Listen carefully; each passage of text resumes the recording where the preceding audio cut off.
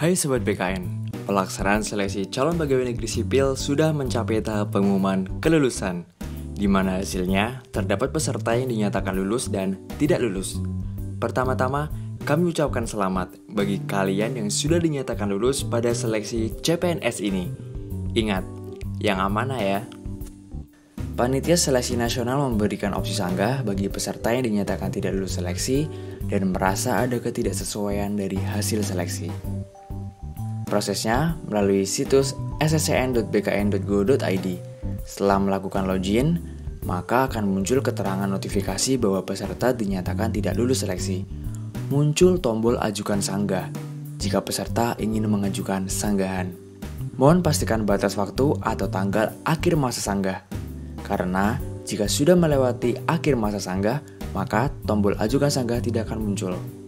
Peserta diminta untuk mengisi keterangan perihal sanggah.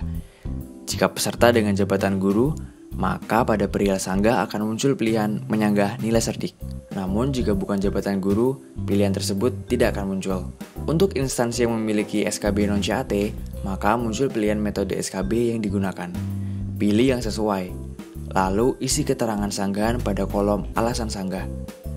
Kemudian peserta diminta untuk mengunggah bukti sanggah dengan format JPEG atau PDF. Pastikan data yang diinputkan sudah sesuai dan peserta dapat mengakhiri proses sanggah. Peserta yang sudah pernah melakukan sanggahan tidak dapat melakukan sanggahan kembali. Silakan menunggu jawaban dari instansi yang dilamar oleh peserta. Sesuai dengan peraturan BKN nomor 14 tahun 2018, peserta seleksi CPNS yang dinyatakan lulus diwajibkan untuk melakukan pemberkasan. Saat ini pemberkasan dilakukan secara daring melalui situs sscn.bkn.go.id. Sebelumnya, peserta diharuskan untuk mempersiapkan beberapa dokumen, di antaranya pas foto terbaru dengan pakaian formal dan menggunakan latar belakang warna merah. Yang kedua, scan ijazah asli untuk lulusan dalam negeri atau ijazah penyetaraan dikti untuk lulusan luar negeri. Dan tentunya persiapkan transkrip nilai asli kalian. Yang ketiga, scan surat pernyataan 5 poin yang sudah ditempel materai dan ditandatangani. Lalu yang keempat, surat pernyataan tidak mengajukan pindah selama 10 tahun, bermaterai dan ditandatangani juga. Oh iya, beberapa instansi mungkin menambahkan syarat surat pernyataan lain. Baca, cermati, dan persiapkan dengan baik. Oke. Selanjutnya yang kelima, surat keterangan catatan kepolisian atau SKCK. Pastikan masih berlaku ya. Keenam, surat keterangan sehat jasmani dan rohani dari dokter yang berstatus PNS. Jadi, bisa dari misal puskesmas atau rumah sakit pemerintah ya. Yang ketujuh, surat keterangan tidak mengkonsumsi atau menggunakan narkoba yang berasal dari unit-unit pelayanan kesehatan pemerintah. Berikutnya yang kedelapan, bukti pengalaman kerja yang telah dilegalisir oleh pejabat yang berwenang. Ini khusus bagi kalian yang memiliki pengalaman kerja ya. Oke, yang terakhir, daftar riwayat hidup atau DRH yang sudah bermaterai dan ditandatangani. Nah, terus bagaimana membuat DRH-nya? Login melalui situs sscn.bkn.go.id. Setelah login, muncul pilihan apakah peserta ingin melanjutkan mengisi DRH atau mengundurkan diri. Jika peserta memutuskan untuk mengundurkan diri, maka peserta diharuskan untuk mengunggah surat pengunduran diri. Tapi harapannya tentu kalian jangan mengundurkan diri ya.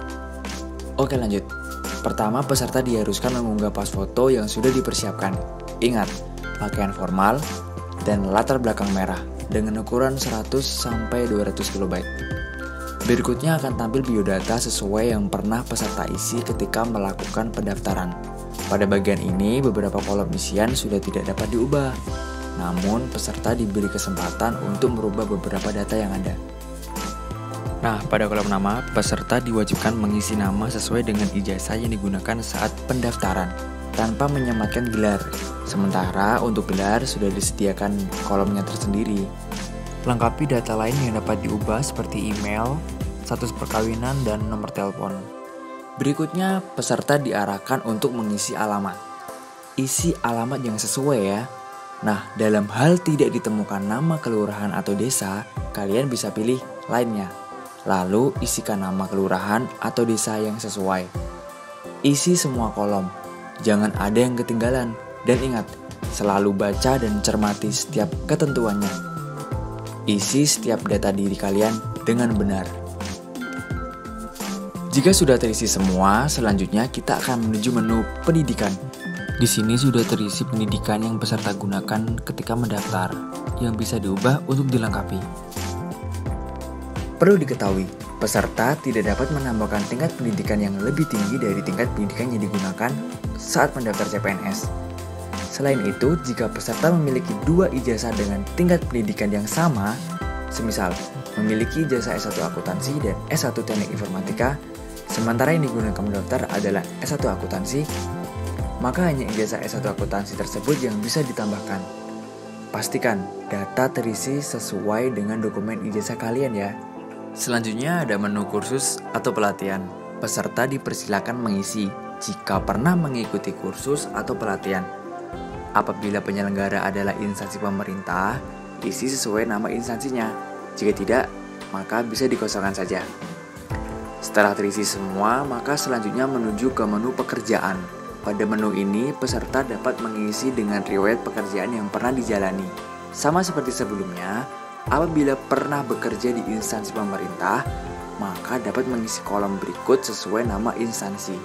Jika tidak, maka kosongkan saja. Terdapat menu penghargaan dan prestasi yang bisa diisi apabila peserta memiliki. Setelah itu, menu keluarga.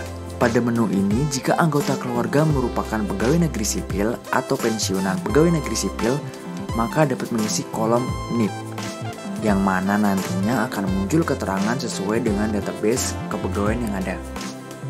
Sekali lagi, selalu pastikan seluruh kolom yang diwajibkan untuk diisi sudah terpenuhi semua, dan pastikan data yang diisikan sudah sesuai. Oke, berikutnya menu riwayat organisasi. Dapat diisi sesuai riwayat organisasi yang pernah diikuti. Selanjutnya keterangan lain-lain. Nah, pada bagian ini peserta diharuskan mengisikan data-data nomor surat SKCK, surat keterangan catatan kesehatan dan rohani, dan surat keterangan bebas narkoba. Cermati kolom isian ini agar tidak salah input ya. Setelah selesai mengisi data-data, kemudian pada menu unggah dokumen, peserta diarahkan untuk mengunduh dan mencetak DRH perorangan dan DRH riwayat. Periksa kembali data-data dengan cermat dan teliti. Jika masih ada yang salah atau belum terisi, peserta dapat kembali ke menu di mana terdapat kesalahan isian.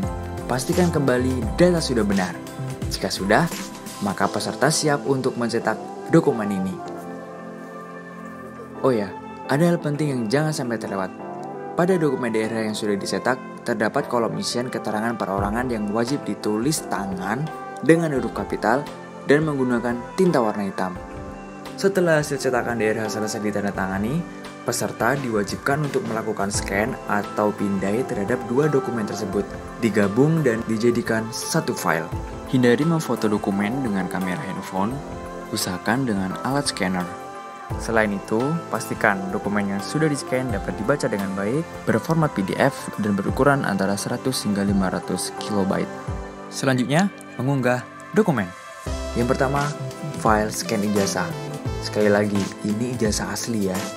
Kemudian, scan transkrip nilai. Nah, pastikan ijazah dan transkrip nilai adalah yang kalian gunakan saat melamar CPNS. Berikutnya yang ketiga, file surat pernyataan 5 poin dan surat pernyataan yang dipersyaratkan oleh masing-masing instansi sudah diberi materai dan ditandatangani, serta pastikan sudah digabung menjadi satu file. Contoh suratnya bisa kalian unduh di sini ya. Lalu berikutnya, scan SKCK. Pastikan masih berlaku ya. Yang kelima, file scan surat keterangan sehat jasmani dan rohani. Kemudian, file scan surat keterangan tidak mengkonsumsi narkoba. Nah, pada kolom scan bukti pengalaman kerja ini khusus bagi peserta yang memiliki bukti pengalaman kerja yang telah dilegalisir oleh pejabat yang berwenang. Jika tidak memiliki, maka bisa dikosongkan. Dan yang terakhir, daftar riwayat hidup. Ingat, 2 dokumen tadi dijadikan satu file ya. Peserta dapat memastikan lagi apakah file yang sudah diunggah sudah sesuai dengan mengklik tombol lihat. Jika semua persyaratan sudah dilengkapi dan semua data yang diberikan sudah benar, maka peserta dapat mengakhiri proses pengisian DRH ini. Maka akan muncul notifikasi yang memastikan apakah keseluruhan data sudah sesuai. Peserta tidak dapat lagi melakukan perubahan data jika data sudah dikirim. Jadi, pastikan sudah sesuai. Sekarang, proses pemberkasan digital sudah selesai. Selanjutnya, panitia seleksi dan BKN akan memproses dokumen yang sudah diunggah. Ingat, tetap jaga kesehatan kalian dan selalu menebar kebaikan. Kompetisi seleksi CPNS ini bukanlah hal yang mudah. Hasilnya adalah sebuah amanah.